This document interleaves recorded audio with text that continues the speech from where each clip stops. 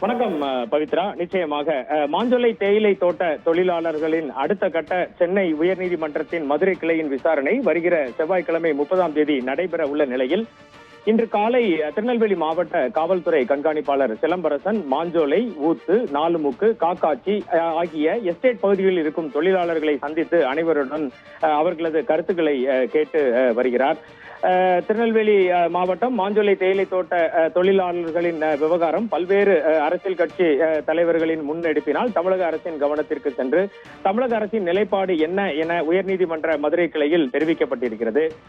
கடந்த விசாரணையின் போது திருநெல்வேலி உயர்நீதிமன்ற மதுரை கிளை தமிழக அரசிடம் இந்த மாஞ்சோலை தேயிலை தோட்டத்தை டான்டி எனப்படும் தமிழ்நாடு தேயிலை கழகத்தால் எடுத்து நடத்த முடியுமா என கேட்டிருந்தது. இதற்குரிய பதிலை வருகிற 30ஆம் தேதிக்குள் தெரிவிக்க வேண்டும் எனவும் உயர்நீதிமன்ற மதுரை கிளை உத்தரவிட்டிருந்தது பவித்ரா.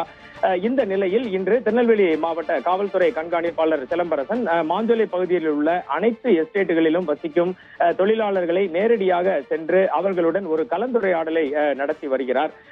தங்களது கோரிக்கைகள் என்ன, சட்டம் ஒழுங்கு அந்த பகுதியில் எப்படி இருக்கிறது, காவல்துறை சார்பில் தங்களுக்கு வேறு ஏதேனும் உதவி வேண்டுமா போன்ற தகவல்களை தான் கேட்டு வருவதாகவும் அவர்களுடைய கருத்துக்கள் குறித்த ஒரு அறிவிக்கையினை இன்று மாலையில் நம்மிடம் தெரிவிப்பதாகவும் சற்று முன் மாஞ்சோலையில் இருந்து நம்மிடம் பேசிய திருநெல்வேலி மாவட்ட காவல்துறை கண்காணிப்பாளர் சிலம்பரசன் தெரிவித்தார்.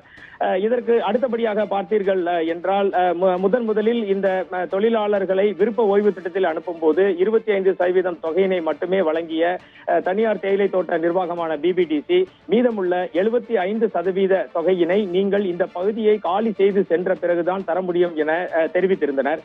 இது குறித்த இவர்களது விண்ணப்பம் மதுரை உயர்நீதிமன்ற கிளையில் விசாரிக்கப்படும் போது மதுரை உயர்நீதிமன்ற கிளை அவர்களை அப்பகுதியில் இருந்து வெளியேற்றக்கூடாது என ஒரு தடை உத்தரவை கொடுத்ததுடன் மட்டுமல்லாமல் இந்த அனைத்து தொழிலாளர்களுக்கும் சேர வேண்டிய மீதமுள்ள 75% தொகையினையும் வழங்க வேண்டும் என உத்தரவிட்டிருந்தனர். அந்த அடிப்படையில் தொழிலாளர் துறை இணை ஆணையரும் இன்று மாஞ்சோலை பகுதிக்கு சென்றிருக்கிறார்.